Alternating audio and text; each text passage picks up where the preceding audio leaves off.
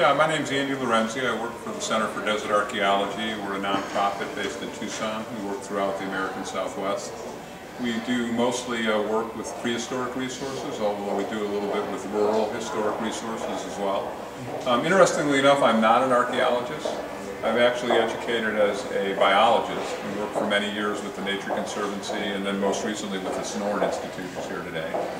And my area of expertise that actually got me interested in this position is I've been involved in advocacy efforts to protect land. And in the past, most of my work was focused on biological resources. With this job, I'm focused on cultural resources.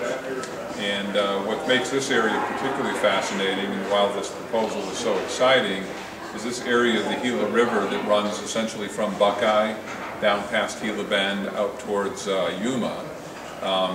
Historically, it was referred to as the Great Bend of the Gila, and if you actually look at a map, it does take a great bend. And it's essentially a cultural crossroads prehistorically. The Hohokam, which was the prehistoric people that lived in the Salt and Gila River valleys, were at their western edge here. And then the Battalion people, that were mostly found along the lower Colorado River and Gila River, found their eastern edge. And so there was this mixing of cultures prehistorically that has continued up to the modern day. Most recently, when some of the early Spanish explorers went through this area, they encountered Tohono people as well as Maricopa people. And the Maricopa people are human speakers, Battalion ancestors, and O'odham are O'odham speakers and have some ancestry with the Hohokam. And they were actually living there in the late 1800s, and in fact on the Salt River Pima Indian Reservation, they continue to live together there today. And so one of the things we've been talking about and encouraging people to consider as they talk about better protecting these lands is the recognition of this cultural crossroads of prehistoric as well as modern Native Americans.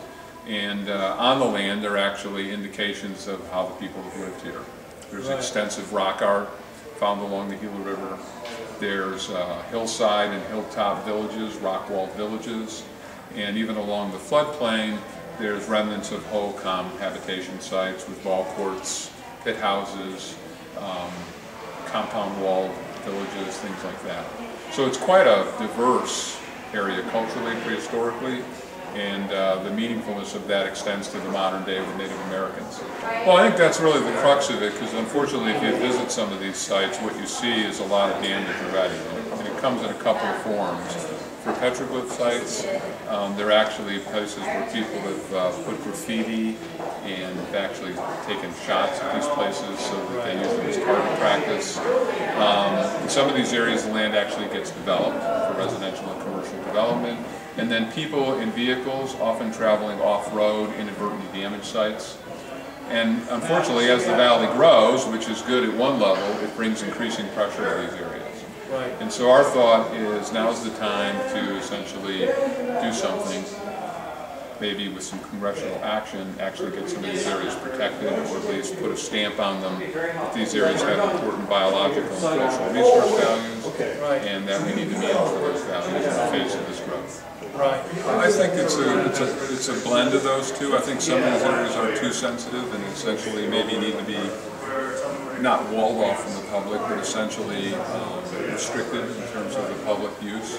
However, many of the areas are certainly suitable for public use. There is one rock art site right now called Sears Point at the very end of the proposal area that is open to the public. There's a trail and people can see the petroglyphs there. And we envision more of that. But the challenge is really getting the resources for BLM to manage these areas more effectively.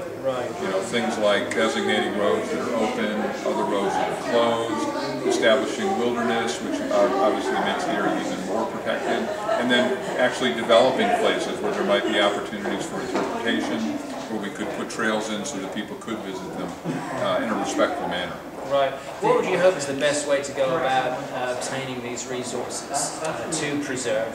Well, I think the idea here is this, through this proposal, a combination of congressional designations, both wilderness, national conservation areas, immediately includes the area in the National Landscape Conservation System that BLM manages.